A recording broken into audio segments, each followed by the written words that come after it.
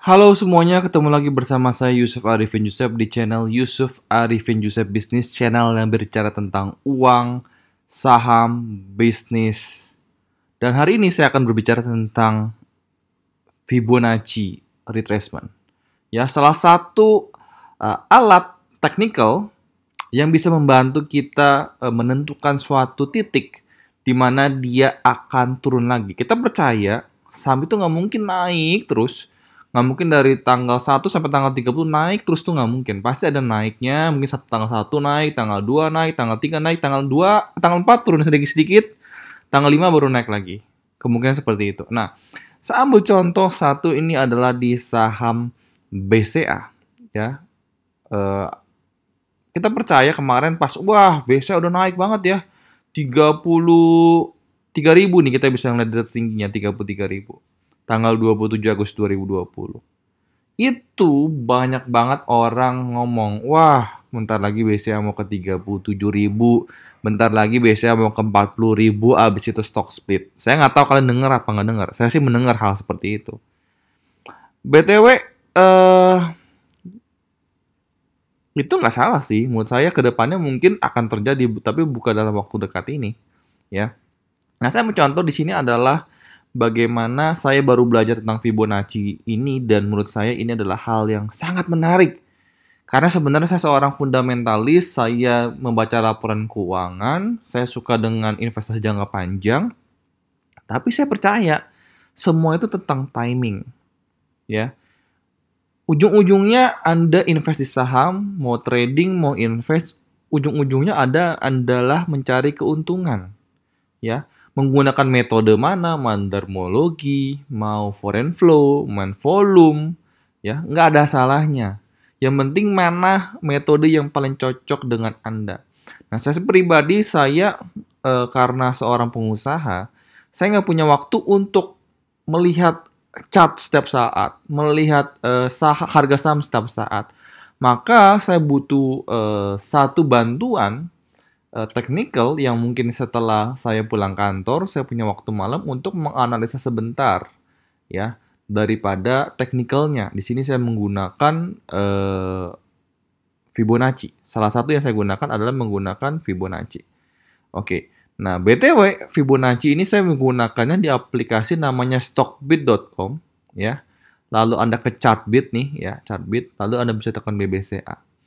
Oke, nah di sini ya BCA kemarin udah 33.000 dan sekarang kemarin turun closingnya di 29.525. Siapa yang nyangka BCA bakal turun seperti itu?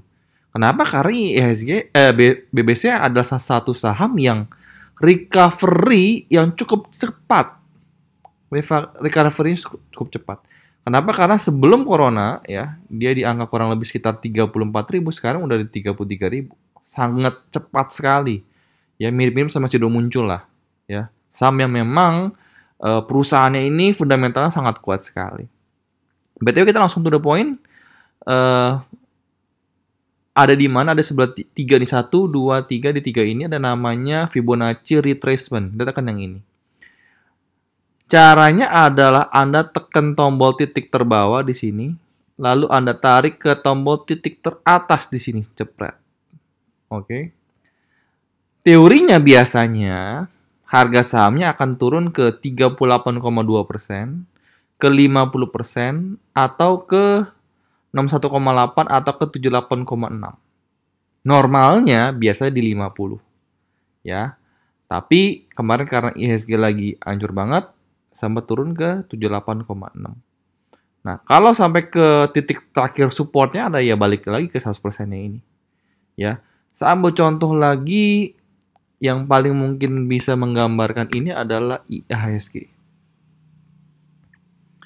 Ya, BTW kita sama-sama belajar, nggak ada yang ngomong siapa yang benar, siapa yang salah di sini karena tools ini cuma membantu kita doang. Kita lihat ini IHSG ini adalah chart daily ya, chart daily di sini kalian bisa lihat. Saya ambil titik terendahnya, lalu saya ambil titik tertingginya. Anda bisa lihat IHSG ini ya, IHSG nih pas turun 50%, lihat gak? Habis itu dia baru naik, habis itu turun lagi 50%, habis itu dia baru naik jebret. Dan dia bisa tembus level supportnya di sini ya. Di 4.800-an. Sudah naik lagi, habis itu baru turun lagi, habis itu sideways, habis itu baru naik lagi. Ini menjadi kita ngomong siklus pertama ya, kita bisa lihat dia turun ke 50%. Lalu di sini saya sudah banyak, sebenarnya cuman saya delete aja. Berikutnya kita pingin lihat siklus kedua, sama ya. Saya ambil titik terendah kedua, kurang lebih di sini nih, ya. Lalu saya tinggikan ke paling tinggi kemarin IHSG di sekitar 5.300-an. Dan kalian bisa lihat kurang lebih IHSG turun ke 61,8. Gila nggak? Pas banget. Ya, meleset-meleset sedikit lah. Tapi bagi saya ini udah sangat-sangat pas sekali, ya. 1,8. Ya kemarin kita pinginnya sih mungkin cuma turun ke 38,2, tapi jebret, jebol banget cepet langsung ke 61,8. Bisa ke 78,6 nggak? Bisa jadi, nggak ada yang tahu. Ya, cuman sementara ke 61,8. Ya harusnya sih kalau 61,8 menurut saya udah titik yang cukup bagus. Selanjutnya akan naik lagi. Harusnya, tapi nggak ada yang tahu masa depan. Kalau tahu masa depan sih enak. Semua udah bisa untung dari situ. Oke, ini buat antisipasi saja. Sekarang kita ke chart monthly. Dan kita ingin lihat untuk chart berapa tahun terakhir, dari tahun 98 ya. Kita ingin tahu, ya ini kan lagi krisis nih. Bisa mungkin 10 tahun sekali. Saya ambil kasar aja nih dari sini. Naik ke sini. Ya, cepet. Anda bisa lihat, ya, IHSG turun persen di 61,8. Kurang lebih lah ya di siang sini. Ini ada dari tahun, ya saya ambil kurang lebih dari 2002 ke ini 2007 titik tertingginya, dan ini 2008 saat krisis moneter. Lalu sekarang ini saya delete, dan sekarang kita ngambil lagi ulang Fibonacci dari titik terendah ini ke sekarang titik IHSG tertinggi kemarin di sini. Anda lihat ya, bulan Maret pas di 50%. Luar biasa nggak? Jadi Fibonacci ini tidak sembarangan gitu loh. Ya, Fibonacci ini tidak sembarangan. Jadi ini ya tools yang salah satunya kita bisa gunakan. Ya, menurut saya nggak ada kata terlambat. Saya memang baru belajar Fibonacci ini akhir-akhir ini karena saya baru belajar tentang technical. Cuma menurut saya sangat-sangat unik gitu loh. Anda bisa mempelajari beberapa menggunakan beberapa cobaan misalkan di saham yang lainnya. Kita ambil contoh BBRI deh. Jujur saya jarang lihat BBRI. Agak lemot, kita tunggu sebentar. Oke. Saya nggak tahu, saya belum pernah tarik Fibonacci-nya di sini. Oke, ini jangan monthly, kita coba tarik yang daily-nya saja. Oke, kita ngelihat dari titik siklus pertama dulu guys, ya. Dari sini ya ke sini. Coba. Kalian bisa lihat 38,2. Luar biasa. Luar biasa. Anda bisa beli di sini ya. Lalu akan Anda profit. Sideways. Sekarang kita ke titik keduanya, di mana kita akan tarik titik lagi dari sini ke sini. Luar biasa. 78,6. Ya, harusnya menurut saya BBRI nggak akan lebih turun lagi. Nggak akan lebih turun daripada 3029. Jadi kalau kemarin ada orang yang beli 3000, angkanya menurut saya itu udah benar. Ya, pas akan balik lagi. Oke, sekarang kita ambil saham yang lain. Ambil contoh apa?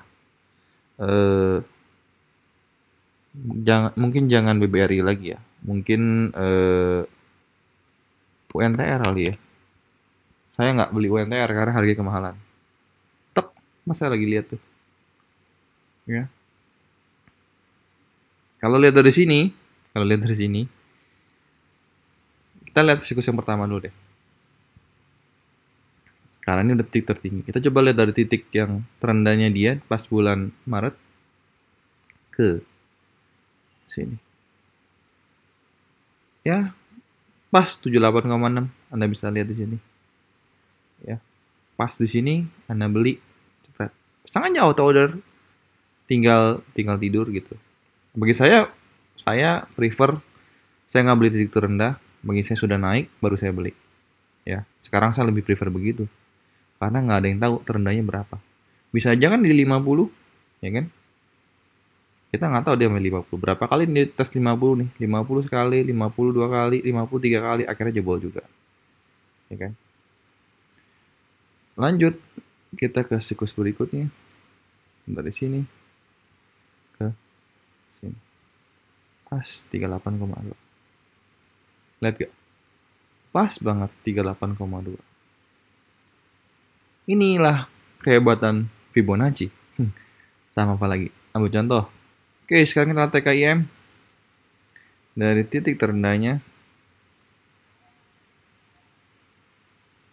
sini ke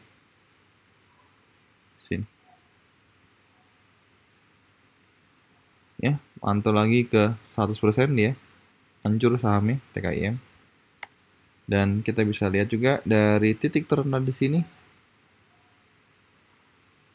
ke titik tertinggi di sini. Sekarang pas turun di 50%, ya.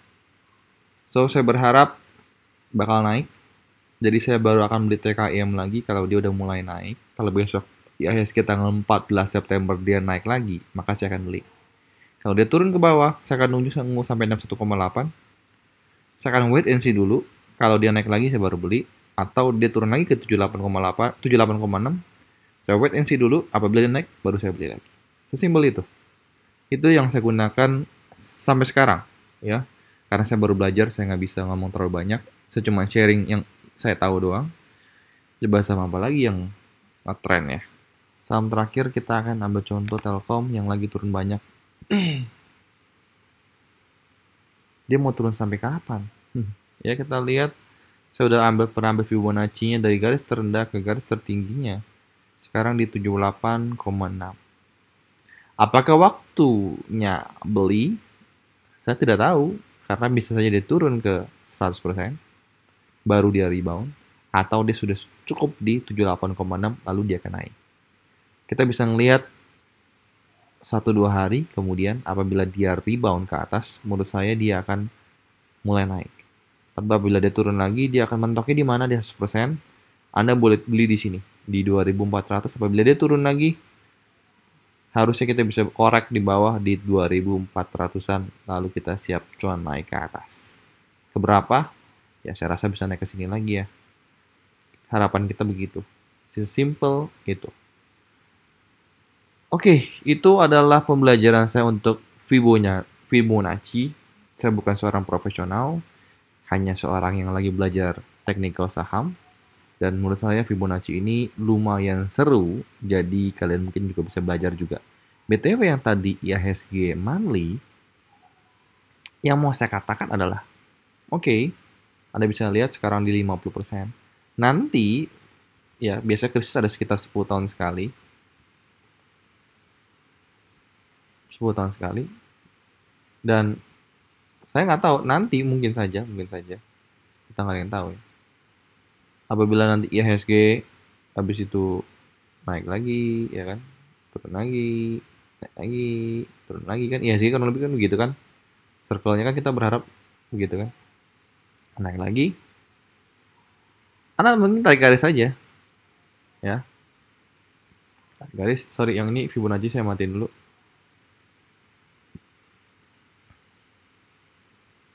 Fibonacci ini saya matiin dulu. Lalu kita bisa tarik garis dari sini. Ambil contoh aja nih, IHSG tarik di sini, jebret. So, kemungkinan besar, ya, kemungkinan besar, mungkin krisisnya nanti Anda bisa beli di sini. Di 50%. Itu timing Anda beli 10 tahun kemudian apabila terjadi krisis lagi, ya, kita belinya di Fibonacci pas turun 50%. Ya, itulah fungsi daripada Fibonacci. Bagaimana menggunakannya tergantung masing-masing orang. Ini hanya video untuk belajar saja, mudah-mudahan bisa bermanfaat. Dan jangan lupa share ke teman-teman kalian apabila video ini bermanfaat. Dan jangan lupa terakhir, apabila kalian suka video ini, tekan tombol like dan support saya dengan caranya tekan tombol subscribe dan lonceng ditekan agar apabila saya keluar video baru kalian bisa langsung ternotifikasi. Sampai ketemu di video berikutnya. Bye-bye.